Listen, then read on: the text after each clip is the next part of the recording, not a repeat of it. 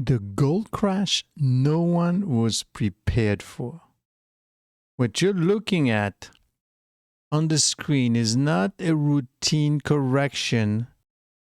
It is not speculation and is not just volatility. This chart documents one of the largest short horizon drawdowns in modern gold and market history.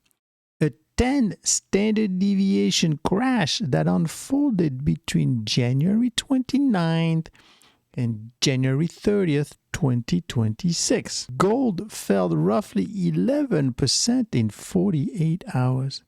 Silver collapsed more than 26%. Platinum down to 18%.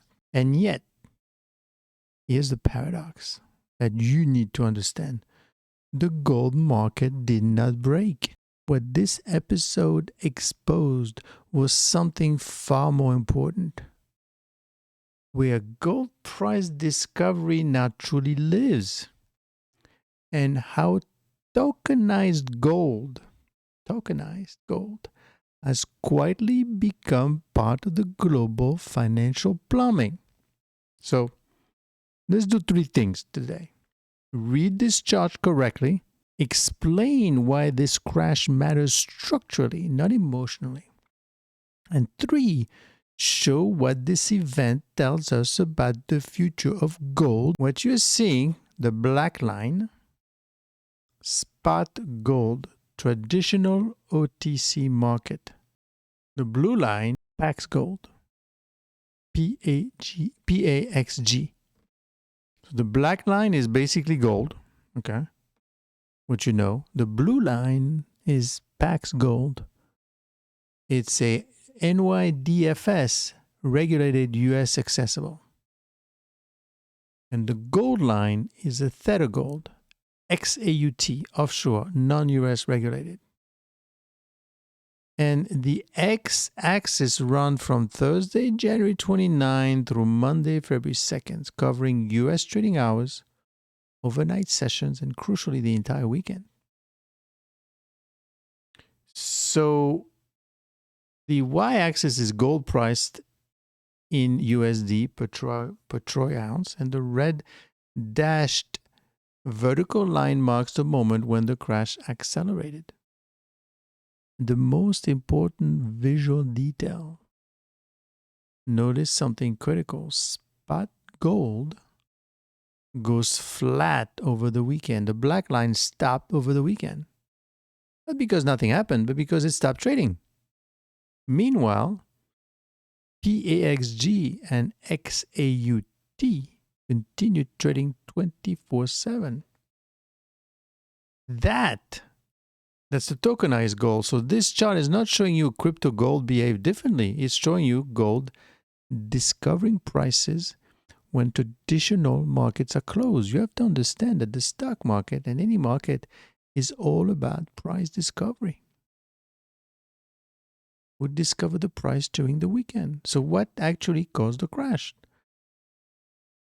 It wasn't a crypto event. It wasn't a DeFi liquidation spiral. This was precious metals complex unwind triggered after a sharp multi-day run-up in gold. I mean, it went up so high that even institutions said, listen, we gotta take some profit. Extreme positioning and a macro catalyst tied to US monetary leadership expectation. In statistical terms, gold moved more than 10 standard deviation.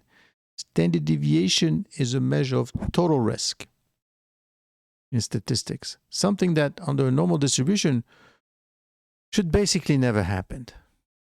And this has happened many times before in the stock market. I would say, for parentheses here, we say never happens based on the fact that we're using standard deviation.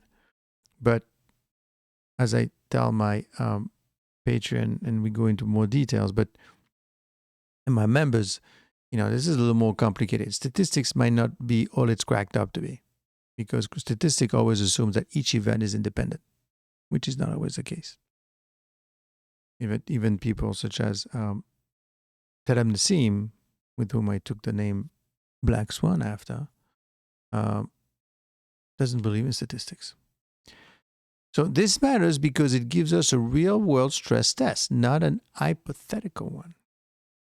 So did tokenized gold break? This is the heart of the analysis.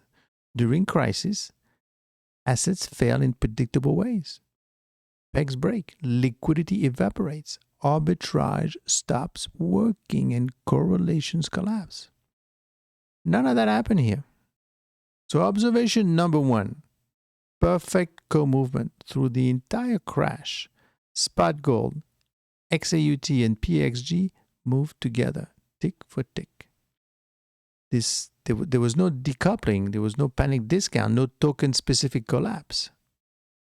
Observation number two, persistent premium, not discount. PAXG traded above spot gold consistently, 40 basis points minimum up to 100 basis points at peak stretch. This is not a failure. This is a convenience premiums. Investors were paying more for continuous liquidity. On a Friday night during a crash, what would you rather own? An ETF that you can't trade until Monday, or gold you can sell right now? So the issuer spread tells a story. Now look at the spread between PAXG and XAUT. PAXG maintained a persistent premium of roughly 60% over AX2. Why? Because regulatory structures matter during stress. Don't forget, PAXG is regulated. U.S. trust company, explicit custody rules. XAU is offshore, Swiss vaults, contractual enforcement. In calm market, that difference barely matters. In violent, it suddenly does. This is the same phenomenon we see in on-the-run versus off-the-run treasuries. AAA collateral versus near substitutes, cash versus cash equivalents. So over the weekend, the deeper implication occurred. For decades, gold price discovery lived in COMEX futures, London OTC market, and ETF flows during US hours. This crash reveals something new. When those markets close, tokenized gold becomes a marginal price setter. Not permanently, no absolutely, but temporarily and meaningfully. This is a structural shift. It means gold no longer fully sleeps on weekend. Risk premiums can be expressed continuously, and liquidity doesn't wait for Monday morning. So what does this mean for gold as a systemic asset?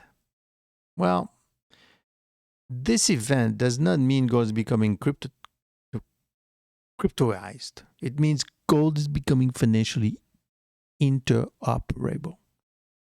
Tokenized gold preserved gold risk profile, preserve its volatility characteristic, and preserve its safe haven behavior. But it added continuous settlement, global portability, collateral usability, yield, and lending integration. This is not a replacement for physical gold. It's a new layer of gold market infrastructure. So, one core conclusion. This was one of the largest gold crashes in modern history. And yet, no peg broke, no issuer failed, no liquidity cliff emerged, and no structural fragility was exposed. Instead, we learned that gold price discovery is now partially 24/7. Liquidity premiums are real and measurable. Regulation matters more during stress, not less. And tokenized gold behaves like a mature real-world asset. This was not the end of gold's role. It was a stress test it passed. So to make it clear, what is tokenized gold? So essentially, it's real physical gold represented by digital tokens on the blockchain. Each token corresponds to a specific amount of vaulted, audited gold that is stored with a professional custodian. Owning the token gives you economic exposure to gold, just like any other thing, but with digital 24/7 functionality.